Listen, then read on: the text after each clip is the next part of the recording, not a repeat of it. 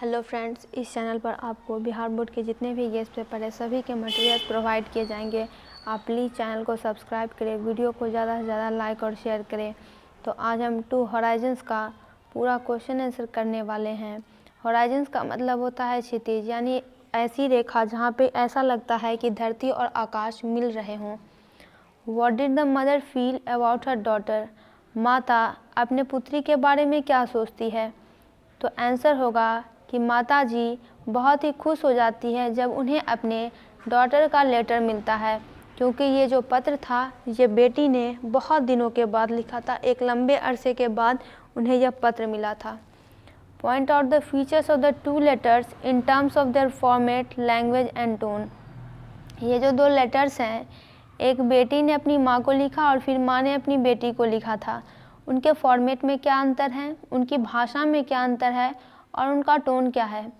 तो फीचर्स ये है कि features of the 2 letters are simple. इन दोनों के जो विशेषताएं हैं वो काफ़ी सिंपल है और इसमें प्यार और प्रेम का एक्सचेंज हुआ है जो कि माता के बीच में है और एजुकेटेड मिडिल क्लास डॉटर के बारे में है।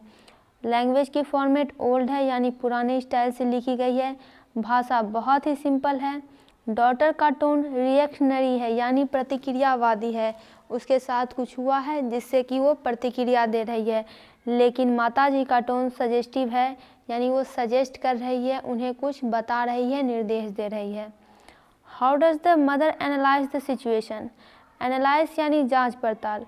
बेटी ने जो पत्र लिखा था उसमें उसने कुछ सिचुएशन की चर्चा की थी, तो माताजी उस सिचुएशन को कैसे समझती है? Do you agree with her analysis? क्या आप माताजी के एनालिसिस से एग्री करते हैं? और माताजी एनालिसिस करने के बाद कुछ सॉल्यूशन भी अपने बेटी को प्रोवाइड करती है, क्या आप उससे भी एग्री करते हैं? तो आंसर होगा कि माताजी ने उस सिचुएशन को बहुत ही सावधानीपूर्वक एनालाइज किया। उसे बेटी के इतने ही पत्र से सब कुछ पता चल गया। और आगे आंसर है कि नहीं, हम ऐसे ही फॉल्स नोशन से एग्री नहीं करते हैं। और लॉन्ग टर्म ऑप्टिमिज्म, ऑप्टिमिज्म का मतलब होता है आशावादी। माता अपनी बेटी को सलाह दे रही है या कह रही है कि एक समय होगा जब धीरे धीरे सब कुछ ठीक होगा, लेकिन यहाँ पे आंसर लिखने वाले का मानना है कि नहीं, हम लंबे समय तक आशावादी बने नहीं रह सकते हैं। आई बिलीव इन टीट और टैट, यानी कि मैं जो है जैसे को तैसा में बिलीव करता हूँ और इमीडिएट डिसीजन में बिलीव करता हूँ।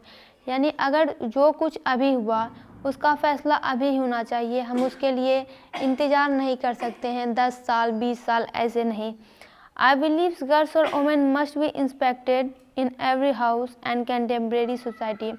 उसका मानना है, यानी हमारा मानना है कि लड़कियों को और वुमेन को प्रत्येक घर में और ये जो समकालीन सोसाइटी है, समाज है, इसमें इनकी जांच परख करनी चाहिए, देखा जाना चाहिए कि वो कैसे रहती हैं, सुरक्षित है भी कि नहीं।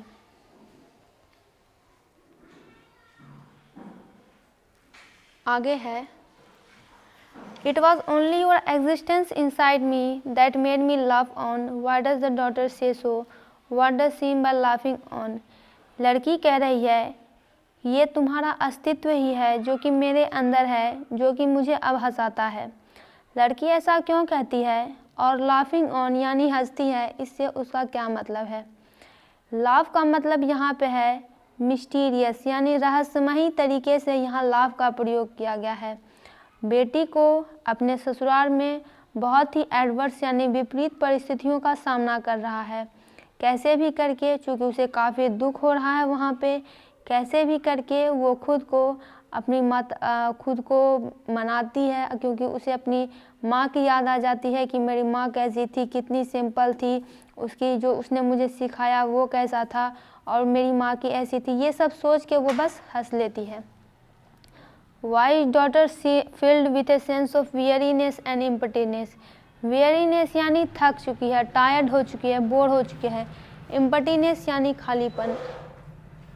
डॉटर अब खालीपन और बोरियत क्यों महसूस कर रही है? Have you ever experience like her? क्या आपने कभी ऐसा एक्सपीरियंस किया है? तो आंसर हो जाएगा कि डॉटर्स ड्रीम वैनिश्ड इन हर लॉज हाउस। वैनिश्ड यानी गायब हो जाना। लड़की के जो सपने थे वो अपने ससुराल में आकर पूरे तरीके से गायब हो चुके हैं, ख़त्म हो चुके हैं, वो सारे सपने टूट चुके हैं। She could not find the situation favourable according to her desire and need. Desire यानी इच्छा, नीड यानी ज़रूरत, यानी उसकी इच्छा और उसकी ज़रूरत के हिसाब से उसे वैसा घर यहाँ पे नहीं मिला। यहाँ है no I have not experience it yet, यानी नहीं, अब तक मैंने ऐसा सिचुएशन, कोई सिचुएशन नहीं देखा है और भगवान से प्रार्थना है कि आगे भी हमें ऐसे ख़तरनाक सिचुएशन से डील ना करना पड़े। What did the mother feel after going through her daughter's letter? जैसे जैसे माँ अपने बेटे की लेटर पढ़ रही है उसके मन में कैसी कैसी भावनाएं आ रही है, तो आगे देखिए।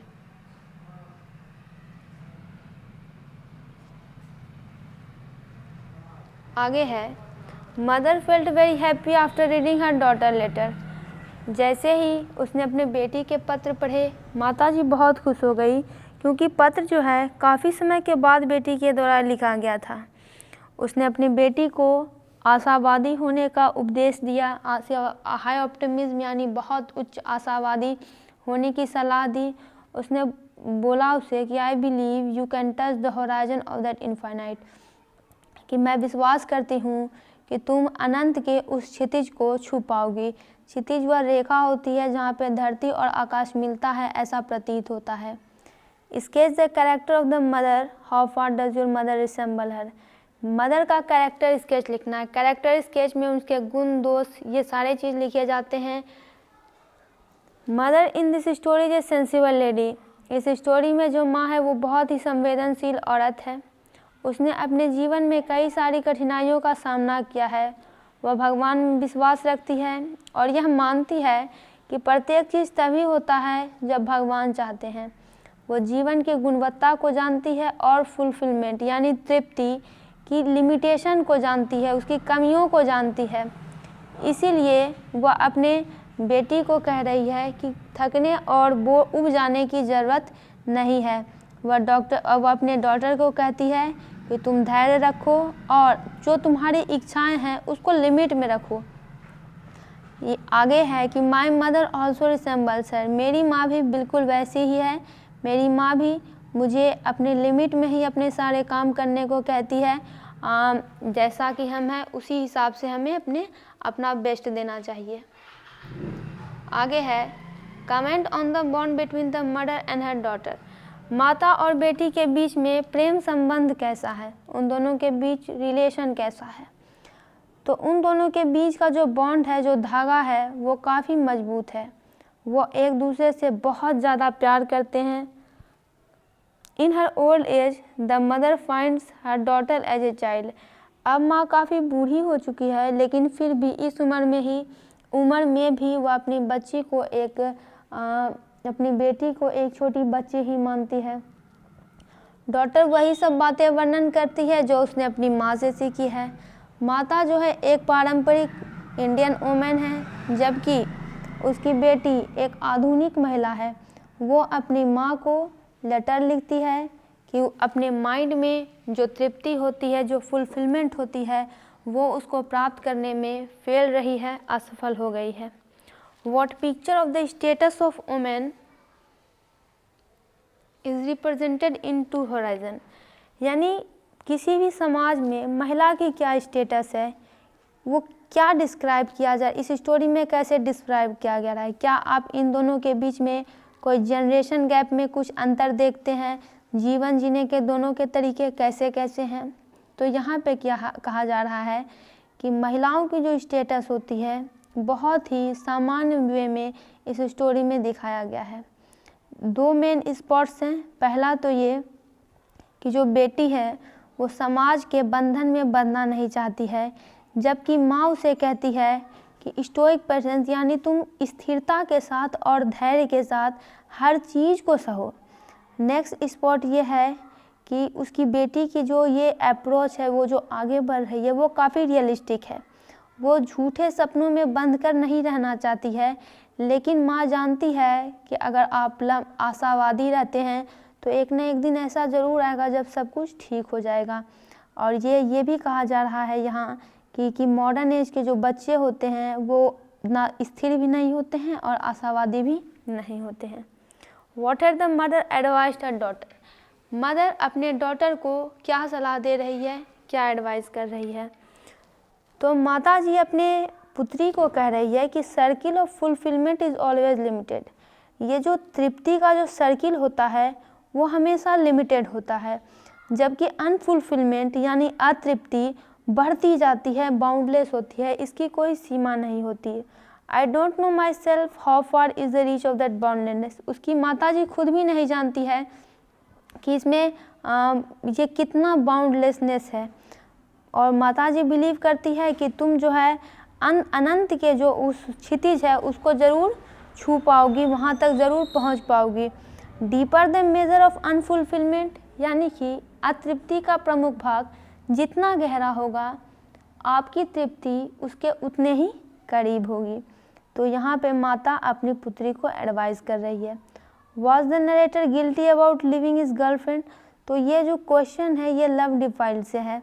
तो हाँ, क्या नरेटर बहुत ही शर्मिंदा था अपने गर्लफ्रेंड को छोड़कर? तो हाँ, नरेटर बहुत ही गिल्टी थे अपने गर्लफ्रेंड को छोड़ के।